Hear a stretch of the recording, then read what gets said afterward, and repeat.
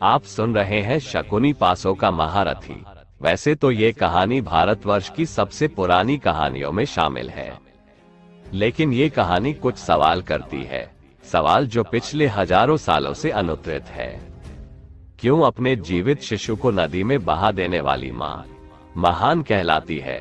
क्यों अपने पत्नी को जुए में दांव पर लगा देने वाला धर्मराज कहलाता है? क्यों शिष्य का अंगूठा मान लेने वाला गुरु महान आचार्य कहलाता है? अपनी पत्नी को भाइयों के साथ बांटने वाला भरी सभा में किसी स्त्री को वेश्या कहने वाला, अपने ही कुलवधू का वस्त्र हरण चुपचाप देखने वाला, ये सभी नायक हैं इस महागाथा के। तो फिर मैं क्यों नायक नहीं, खलनायक नहीं, नायक हूँ मैं। सुनिए शकुनी की विचारों तेजक आत्मकथा, शकुनी पासों का महारथी।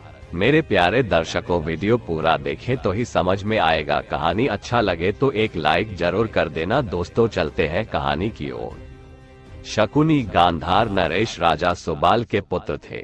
नेत्रहीन धृतराष्ट्र के साथ गांधारी के विवाह का प्रस्ताव लेकर जब गंगा पुत्र भीष्म सुबाल के पास पहुंचे, गांधारी का विवाह धृतराष्ट्र से करने को कहा। सुबाल को नहीं मानने पर भीष्म पितामह ने समूल राज नष्ट करने की धमकी दी। तब सुबाल ने प्रस्ताव रखा, गांधारी का विवाह धृतराष्ट्र से करने से पहले ज्योतिषियों ने सलाह दी, गांधारी के पहले विवाह पर संकट है, अतः इसका पहला विवाह किसी और से कर दीजिए, फिर धृतराष्ट्र से करें। इसके लिए ज्योतिषियों के कहने पर गांधारी का विवाह एक बकरे से करवाया गया। बाद में उस बकरे की बलि दे दी गई। इस कारणवश गांधारी प्रतीक रूप में विधवा मान ली गई और बाद में उनका विवाह धृतराष्ट्र से हुआ। गांधारी एक विधवा थी। ये सच्चाई बहुत समय तक धृतराष्ट्र को पता नहीं चला। ये बात जब महाराज धृतराष्ट्र को पता चला तो वे बहुत क्रोधित हो उठे। उनको लगा कि गांधारी का पहले किसी से विवाह हुआ था। धृतराष्ट्र के मन में इस बात को लेकर दुख उत्पन्न हुआ और उन्होंने इसका दोषी गांधारी के पिता राजा सुबाल को माना।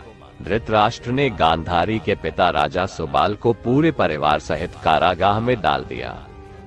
कारागाह में उन्हें खाने के लिए केवल एक व्यक्ति का भोजन दिया जाता था। केवल एक व्यक्ति के भोजन से भला सभी का पेट कैसे भरता? ये पूरे परिवार को भूखे मार देने की साजिश थी।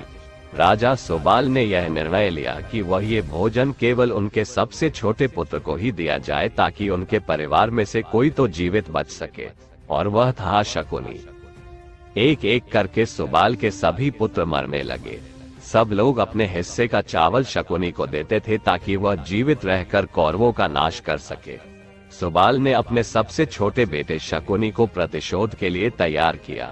मृत्यु से पहले सुबाल ने धृतराष्ट्र से शकुनी को छोड़ने की विनती की, जो धृतराष्ट्र ने मान ली थी।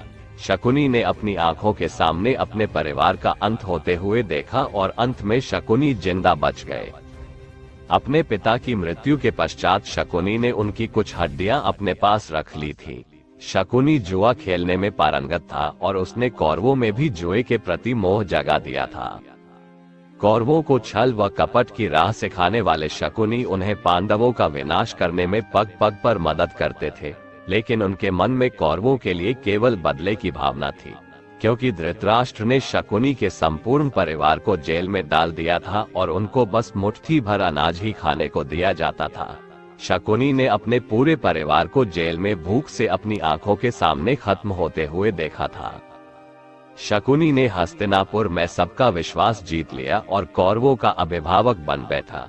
अपने विश्वासपूर्ण कार्यों के चलते दुर्योधन ने शकुनी को अपना मंत्री नियुक्त कर लिया।